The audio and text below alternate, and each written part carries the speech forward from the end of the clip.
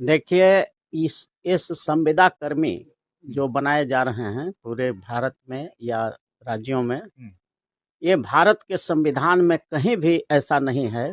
चूंकि भारत का संविधान भारत को कल्याणकारी राष्ट्र घोषित करता है, यानी कि केंद्र सरकार और राज्य सरकारें देश के नागरिकों के कल्याण के लिए कार्य करेंगे।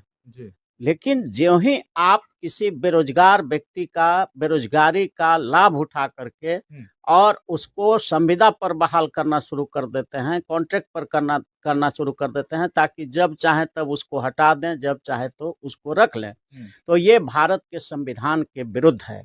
संविदा पर अपॉइंटमेंट सही नहीं है।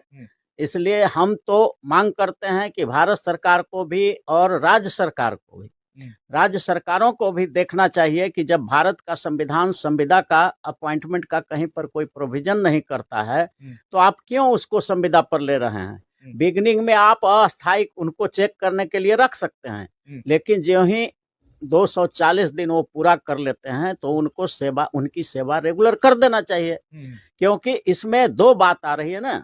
आपने उनका एज जब उसका नौकरी का था तो आपने संविदा पर उनको रखा, और संविदा पर मान लीजिए कुछ दिन काम आपने करा लिया तो उसका एज जो है दूसरे एम्प्लॉयमेंट के लिए, दूसरे अपॉइंटमेंट के लिए एक्सपायर कर गया जी। अब बाद में उसको आप हटा देंगे कोई ना कोई कंडीशन लगा करके, तो उसका लाइफ तो एक्सपायर कर दिया आपने। तो इस बात के लिए संविधान इजाजत नहीं देता है कि आप किसी नागरिक के जीवन को बर्बाद करें, उसका अपॉर्चुनिटी जो है जॉब लेने का उसको आप खराब करें। ऐसा किसी भी राज्य सरकार और केंद्र सरकार को संविधान इजाजत नहीं देता है। इसलिए हम लोग मांग करते हैं भारत के राष्ट्रपति, प्रधानमंत्री, मुख्य न्यायाधीश भारत के या राज्यों के मुख्यमंत्रियों से और मुख्य न्यायाधीशों से कि आप कृपया इस बात का ध्यान रखें कि ठीक है, केंद्र सरकार और राज्य सरकार के पास जितना टैक्स कलेक्शन होता है, जितना रेवेन्यू जनरेट होता है, उसके हिसाब से ही आप सैलरी तय करें। लेकिन जिसको आप बहाल करते हैं उसको तलवार के धार पर मत रखिए, उसके जीवन को बर्बाद नहीं करिए।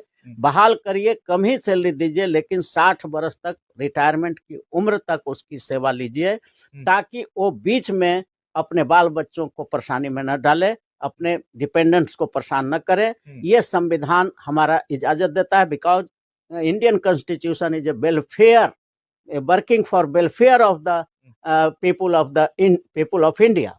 इसलिए हम सभी लोगों से मांग करते हैं कि कृपया करके संविदा पर नियुक्तियां बिल्कुल पूर्णतः बंद की जाए और रेगुलर बेसिस पर अपॉइंटमेंट किया जाए, ताकि हम बेरोजगारों के बेरोजगारी का मजाक उड़ाना बंद करें और एक सच्चे वेलफेयर कंट्री के रूप में, कल्याणकारी राष्ट्र के रूप में हम अपने भारत का निर्माण कर सके। इन्हीं आशा और विश्वास के साथ फिर एक बार आग्रह करते हैं कि संविदा की नियुक्ति बंद होनी चाहिए। सर, कहा जाता है कि जब भी लोग बहाल होते हैं उस पर एक दस्तखत कराया जाता है कि भाई हम, उसमें कुछ शर्तें होती हैं, क्या वो शर्तें कानूनी रूप से जायज है? बिल्कुल नहीं जायज है। देखिए, वो कॉन्ट्रैक्ट एक्ट में एक प्रोविजन है कि अगर कोई ऐसा कंडीशन कॉन्ट्रैक्ट में आपने करवा लिया साइन जो किसी कानून का उल्लंघन करता है, तो ऐसा कॉन्ट्रैक्ट एब इनिशियो नल एंड वॉइड माने गलत साबित हो जाता है। वो कॉन्ट्रैक्ट होता ही नहीं जी। वो शुरुआत से ही रद्द समझा जाता है। उदाहरण के लिए आपको बतला देना चाहते हैं कि अगर हम आपके साथ कॉन्ट्रैक्ट कर लें कि हम आपको हाथ काट लेंगे और हम पर कोई केस आपका परिवार नहीं करेगा, आपका परिवार भी साइन कर दिया, आप भी कर दिए, हम भी कर दिए, 2 गवाह भी कर दिया, लेकिन फिर भी ये कॉन्ट्रैक्ट चूंकि किसी कानून का वायलेशन करता है जी। इसलिए ये कॉन्ट्रैक्ट अवैध होगा, इसका कोई मान्यता, कानूनी मान्यता नहीं है। उसी तरह से बेरोजगारों की बेरोजगारी का फायदा उठा करके आप जबरन उसमें कंडीशन और टर्म लगा देते हैं कि जब चाहें तब हटा देंगे, जब चाहेंगे तो रख लेंगे, तो उसका जब एज एक्सपायर हो जाएगा नौकरी का तो फिर कहाँ जाएगा। तो ये अवैध कॉन्ट्रैक्ट है। इसलिए इन अवैध कॉन्ट्रैक्ट को हाई कोर्ट और ऑनरेबल सुप्रीम कोर्ट में जब चैलेंज होगा तो ये एब इनिशियो नल एंड वॉइड इस तरह के कॉन्ट्रैक्ट डिक्लेयर होंगे।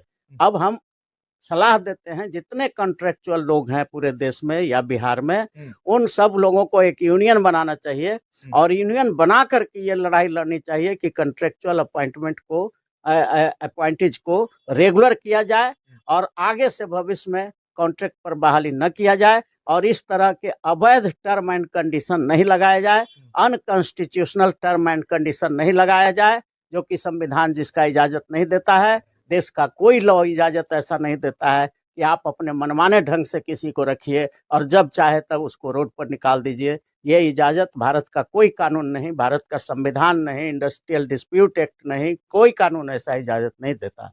इसलिए कॉन्ट्रेक्चुअल अपॉइंटमेंट बंद होना चाहिए। कई फोन कॉल और कई मैसेज आए हैं सर कि लोग 8-8 9-9 साल करके मतलब उनको काम से हटा दिया गया है और वो संघर्ष कर रहे हैं। और कई नेता से मिले और कई लोगों से मिल रहे हैं, अभी तक वो संघर्ष में रत है। उन लोगों के लिए सरकार को क्या करना चाहिए? देखिए, सरकार को तो वेलफेयर कंट्री के सरकारों को चाहिए कि वैसे लोगों को तुरंत लिस्ट बना करके रेगुलर सेवा में ले लेना चाहिए। और अगर इसके बावजूद भी सरकार ध्यान नहीं देती है तो हम ऐसे लोगों से आग्रह करेंगे कि आप पहले उनको, सरकार को लीगल नोटिस दें एटीसीपीसी के तहत कि ये जो आप काम कर रहे हैं अवैध है।